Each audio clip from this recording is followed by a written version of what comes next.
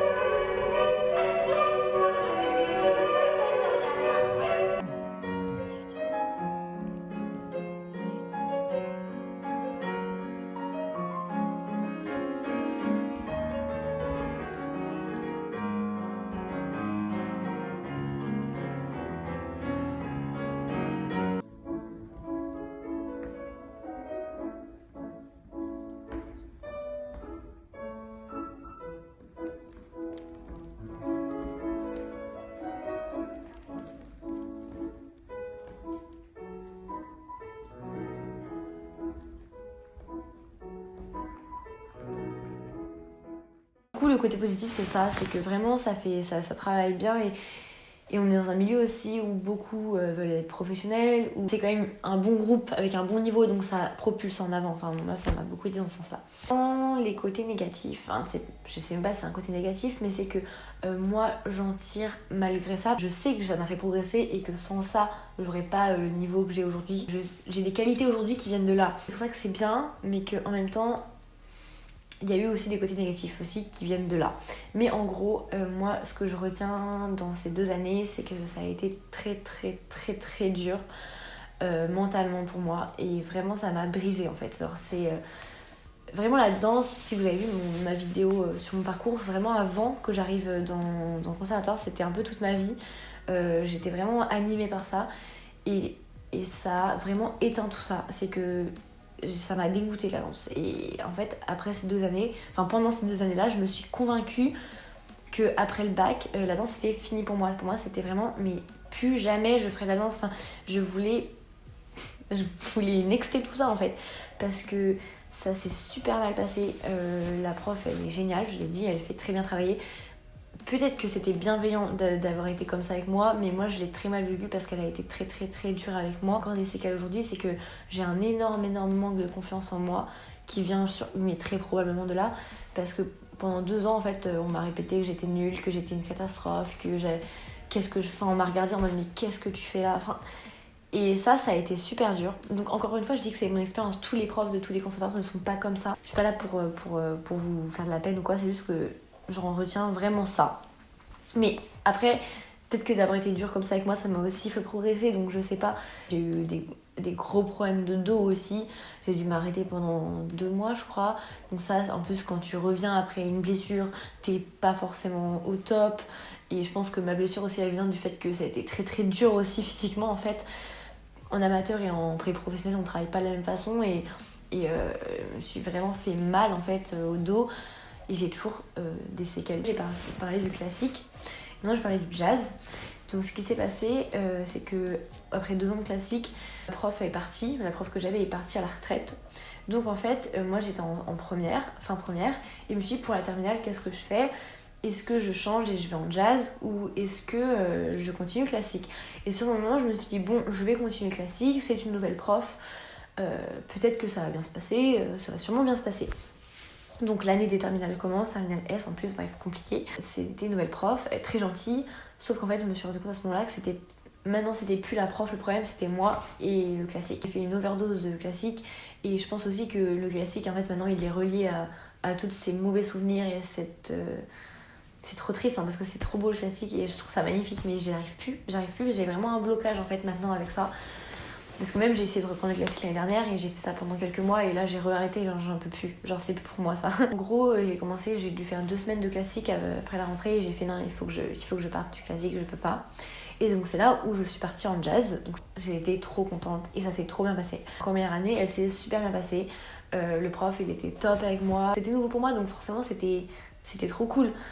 Mais ça n'a pas duré parce que bon, la première année s'est bien passée. En plus j'ai redécouvert un nouveau style. C'est là où en fait j'ai re-apprécié la danse et j'ai fait ok maintenant je kiffe. Là où j'ai découvert Sabrina Lonis, etc. Enfin j'ai découvert ce qu'elle faisait, j'ai découvert le talon, j'ai découvert le street, j'ai découvert le hip-hop. Avant j'étais dans un autre monde en fait. En fait, quand j'étais en classique, je connaissais même pas LA, je connaissais pas le Millennium, je connaissais pas tout ça. J'étais dans un monde mais parallèle en fait. Et quand j'ai commencé à m'ouvrir à tout connaître, j'ai fait mais pourquoi j'ai pas connu ça avant en fait. Et donc c'est là où j'ai fait ok, là c'est con, faut pas s'arrêter maintenant. Et je me suis dit, je vais peut-être continuer la danse. Et après le bac, du coup, j'ai décidé de continuer la danse, de rester au conservatoire pour avoir mon diplôme. Et j'étais quand même un peu déçue de devoir rester. J'aurais voulu partir plus tôt, mais j'avais des problèmes avec les matières parce que j'avais pas passé l'histoire des danses. Et j'avais pas eu le temps de le passer en terminale, parce que je vous dis, avec les cours, je vous explique après, mais avec les cours c'était pas possible, j'avais pas le temps de passer l'histoire des danses. Je suis restée un an de plus et je crois que c'était vraiment l'année de trop parce que ça s'est trop mal passé pour le coup, genre vraiment. Encore une fois, c'est mon expérience, mais ça s'est vraiment super mal passé. Je sais pas pourquoi, mais d'une année à l'autre, le prof a commencé à me détester, alors que l'année d'avant ça se passait super bien. Et je sais pas, il m'a détesté. Je pense que c'est aussi parce que j'ai commencé à affirmer mon style, j'ai commencé à m'ouvrir à d'autres trucs, donc forcément ma gestuelle a changé. Je pense que ça n'a pas plu, ou je sais pas pourquoi, mais en tout cas ça n'a pas plu. Donc encore une fois, problème. J'avais qu'une hâte, c'était de partir du conservatoire. Et heureusement en fait qu'en parallèle à ça, j'ai commencé les cours avec Sabrina. Et en fait, c'était total. En fait, c'est ouf parce que dans la même journée, je faisais 2 trucs hyper différents. C'est que j'ai l'après-midi au conservatoire. Avec un prof vraiment qui fait travailler de façon très académique, pour dire les choses bien. On ne doit pas développer notre personnalité, on doit être tous pareils, on doit... C'est des styles un peu aussi, c'est pas des styles modernes, c'est pas... Enfin bref. Et le soir, j'étais avec Sabrina, une prof hyper bienveillante, qui était vraiment là pour que je me développe personnellement. C'est-à-dire, plus un robot justement. Avant, j'étais trop même encore maintenant je pense que je suis encore trop renfermée parce que j'ai été trop formatée comme ça et elle a vraiment essayé de m'aider dans ce sens là et en même temps elle me faisait travailler la technique, elle me fait travailler dans un style commercial qui est actuel, enfin c'était vraiment mes deux oppositions et c'était hyper dur de jongler entre les deux parce que en fait au conservatoire on me reprochait des choses que moi j'avais envie de développer ailleurs et tout, comme j'étais quand même tout le temps au conservatoire, quand après j'allais dans d'autres cours j'avais quand même la répercussion, enfin bref. J'avais hâte de partir Donc j'ai quand même fini l'année. Enfin voilà, donc ça c'est un peu les côtés danse. Donc maintenant si je parle du sport-études en lui-même, si je vous décris une journée type, enfin ma semaine en fait, c'est que en sport-études on commence, comme les sport-études on a un emploi du temps hyper condensé, donc on a cours tous les matins. Donc j'avais cours en gros de 8h à 13h. Et moi comme je vous l'ai dit, j'habite en province, donc j'habite à 2h de mon lycée, donc je me levais à 5h30 le matin, ouais c'est tôt, pour prendre les transports et arriver à mon lycée, avoir cours à 8h. À 13h je finis. Après la danse, l'emploi du temps il change, mais en gros les créneaux c'est de 14h à 18h ou de 14h à 20h. J'ai mon après-midi qui est bloqué pour ça. Et ça ne s'arrête pas là, parce que quand je rentrais chez moi, je retournais à la danse dans l'école de ma ville. Ceux qui ont suivi mon parcours sauront de quelle école je parle. Ça a dépendé entre les 2 années, mais je sais que j'y allais minimum 3 fois. En gros, ce qui faisait que mes journées, c'était quand même... Je me levais à 5h30, je partais de chez moi, je sais plus à quelle heure, et je rentrais chez moi à 22h30. Et après, j'avais mes devoirs, voilà. Enfin, en seconde, j'étais en général, et quand je suis allée en première, j'étais en S. Donc j'avais beaucoup de travail, beaucoup de travail. Je sais même pas comment j'ai fait pour tout gérer, je sais même pas comment j'ai fait pour tenir. Mais moi, maintenant, je me dis, mais comment j'ai fait? C'était tellement dur, et le rythme était insoutenable. C'est que je me couchais des fois à 2h du matin pour finir mes devoirs, et je me levais à 5h30 le lendemain pour aller au lycée. Pour ceux qui demandent est-ce que c'est tenable, est-ce que c'est pas tenable, moi j'ai la chance de pas avoir besoin de beaucoup de sommeil, même si j'étais mais profondément fatiguée tout le temps. C'est que quand mon père il m'emmenait en voiture à la gare, ou quand on revenait de la gare, j'avais genre 20 minutes de voiture. Ces 20 minutes là je m'endormais direct. Genre, j'ai continué à avoir ce rythme pendant 3 ans, parce qu'après j'étais en terminale aussi. Donc après faut être motivé, hein, mais si vous êtes motivé faut le faire. Mais si vous n'êtes pas motivé, moi je vous dis ça vaut pas la peine, parce que vous allez un peu gâcher votre scolarité. Moi quand j'étais au collège, j'étais une très très bonne élève, j'avais des super notes, et en fait du coup comme je suis arrivée au lycée, bah forcément mes notes elles ont chuté mais énormément, parce que j'ai dû concilier les deux. Et en fait ce que j'ai toujours dit, c'est que j'ai pas pu progresser à fond en danse, et j'ai pas pu non plus gérer mon lycée à fond, parce que j'ai dû faire 50-50 avec les deux. J'aurais voulu faire plus de danse, j'aurais voulu travailler plus au lycée, mais c'était pas possible, parce que dans une journée il y a que 24 heures, et il y avait déjà beaucoup d'heures qui étaient prises.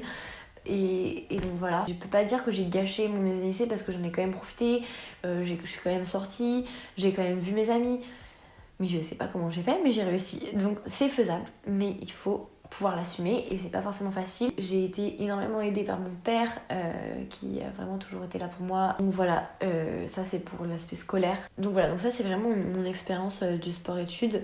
Il y a forcément des bons côtés, c'est-à-dire que en fait clairement sans ça je serais pas professionnelle. Genre si j'étais restée en amateur dans mon école, jamais là je pourrais me permettre, enfin moi personnellement, je dis pas que c'est pareil pour tout le monde encore une fois, mais moi personnellement je me serais jamais lancée en tant que professionnelle, enfin jamais je me serais dit je fais que de la danse, parce que ça m'a apporté de la technique, ça m'a apporté de la rigueur, ça m'a apporté un rythme de vie, c'est du mental aussi, je pense que j'ai forgé mon mental avec ça. Sans ça en fait, genre vraiment sans ça je serais pas là où je suis. Donc c'est pour ça que je ne peux pas dire qu'il y a que du négatif, il n'y a pas non plus que du positif, parce que ça, je peux pas non plus dire que mon expérience elle est forcément très bonne, mais c'est comme dans tout en fait, un côté positif, un côté négatif. Donc là c'est ça. Donc encore une fois, je suis pas là pour critiquer ou pour mettre en valeur un établissement, ou bref, j'ai voulu vraiment raconter mon expérience, si ça peut aider en fait certaines personnes qui hésitent à y aller, ou qui sont dans cette situation et qui ont du mal. Prenez ce que vous pouvez recevoir et essayez de vous développer aussi vous-même avec d'autres choses. C'est-à-dire que moi, l'année aussi où j'ai été au conservatoire, la dernière année, comme j'avais plus de temps et que j'étais plus au lycée, j'en ai profité pour faire des projets, j'en ai profité pour travailler toute seule, etc. C'est là où j'ai commencé à vraiment travailler toute seule et à prendre des cours ailleurs, etc. Enfin, c'est qu'il faut... Moi, je pense qu'il faut pas s'enfermer. Enfin, en fait, je pense, de mon point de vue, le conservatoire, ça a des avantages, c'est bien pour certaines choses, mais il faut pas s'enfermer que là-dedans. Je pense qu'il faut s'ouvrir à d'autres cours, d'autres profs, d'autres styles en fait, parce que sinon en fait je pense qu'on est trop enfermé dans un milieu, et on se ferme un peu trop je pense au reste. Là encore une fois c'est que mon avis, j'espère que cette vidéo elle vous aura éclairé ou qu'elle vous aura aidé. N'hésitez pas à me dire en commentaire ce que vous en avez pensé, si vous avez vécu la même histoire ou si vous avez vécu quelque chose de totalement différent aussi, ça m'intéresse de voir différentes expériences. Et n'hésitez pas non plus à me dire en commentaire si vous avez des idées des vidéos que vous aimeriez que je fasse, sur des sujets que je vous raconte mon expérience, ou même d'autres choses. Enfin, je suis ouverte à tout type de propositions. À bientôt, n'hésitez pas à vous abonner à ma chaîne et à mon Insta, ça me ferait trop plaisir. Voilà, bisous.